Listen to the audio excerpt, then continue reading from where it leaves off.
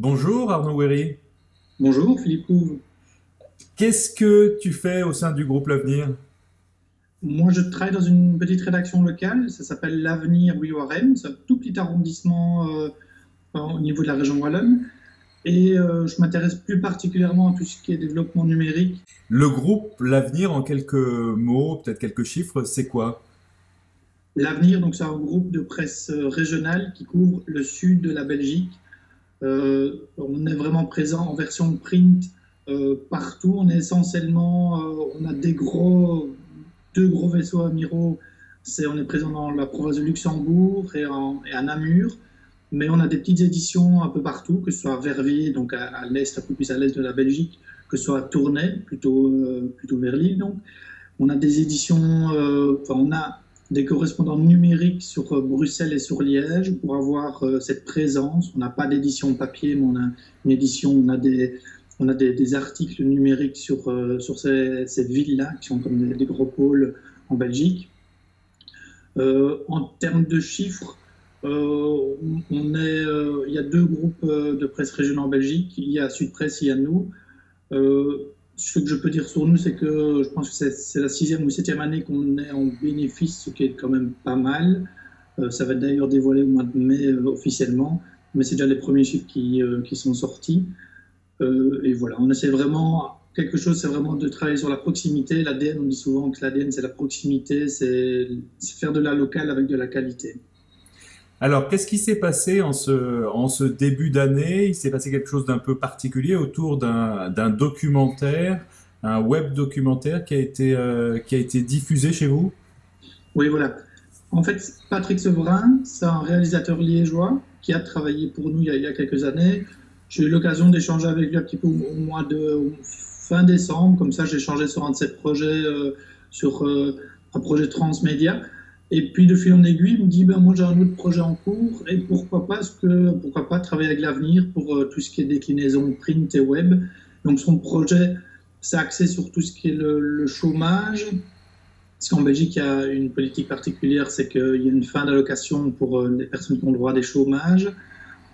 Euh, et donc voilà, Patrick est venu avec son documentaire, il préfère dire documentaire que web documentaire, et a rencontré Yves Fraisière, qui est le responsable des pages nationales chez nous. Donc les pages nationales, on a une dizaine d'éditions, on fait de l'avenir, c'est une dizaine d'éditions déclinées en Wallonie, et elles ont toutes un cahier commun qui s'appelle les pages nationales. Donc Yves Fraisière est responsable de ces pages-là.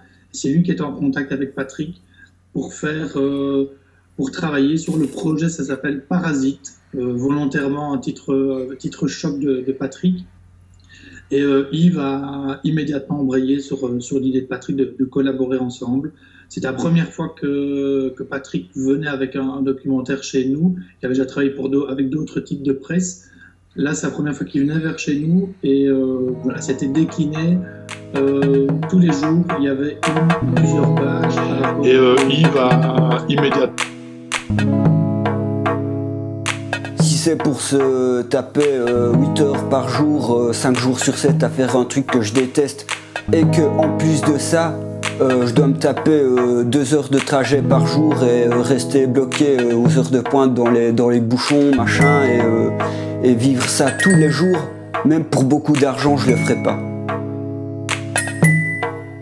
Vous comprenez ceux qui le font?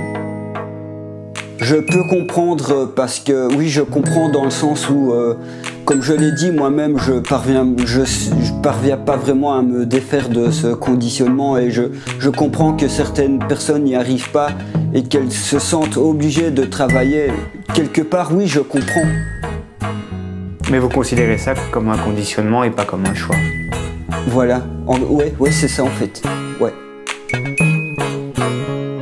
On vous a déjà qualifié de profiteur? Non, pas de manière directe, mais je sais qu'il y a des gens, c'est ce qu'ils penseraient de moi s'ils connaissaient mon emploi du temps. Donc ici, considérez que vous êtes un peu dans une bulle. C'est-à-dire qu'ici, c'est peut-être le seul endroit où les chômeurs belges peuvent parler librement, sans tabou, de leur situation socio-professionnelle, sans en avoir honte, et même peut-être en revendiquant un certain nombre de choses. L'interview se déroule à visage masqué, mais il faut que vous sachiez que votre voix ne sera pas transformée. Donc, ce n'est pas une interview complètement anonyme, disons que c'est discret, ça vous permet d'être à couvert par rapport à l'État ou à l'ONEM, tout en assumant et revendiquant pleinement votre propos, parce qu'il n'est pas question ici de se cacher de ce qu'on a à dire. Vous êtes prêts ?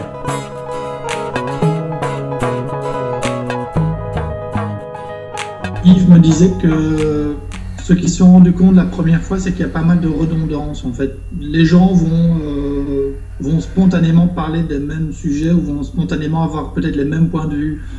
Ce que Yves et son équipe ont voulu faire cette fois-ci, c'est plutôt aller proposer des thématiques, travailler par thématique pour soulever des questions par thématique et pour éviter ces redondances-là.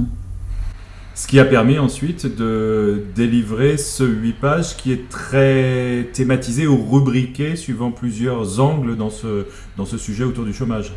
Oui, on retrouve en fait dans le supplément, on retrouve les thématiques qui étaient chaque fois les questions thématisées qui ont été posées durant la semaine. Est-ce que l'idée de produire un supplément print, rédigé d'une certaine manière par les lecteurs ou les internautes, est-ce qu'elle existait au départ ou est-ce qu'elle est venue en cours de route devant l'afflux de réactions ? Dès le départ, elle était présente vraiment parce que Yves voulait vraiment se servir de l'exemple qu'ils avaient eu lors de la constitution du gouvernement et ils sont repartis sur le même canevas en se disant on va collecter tout mais on joue le jeu à fond, c'est-à-dire on ne va pas dans notre supplément papier ne prendre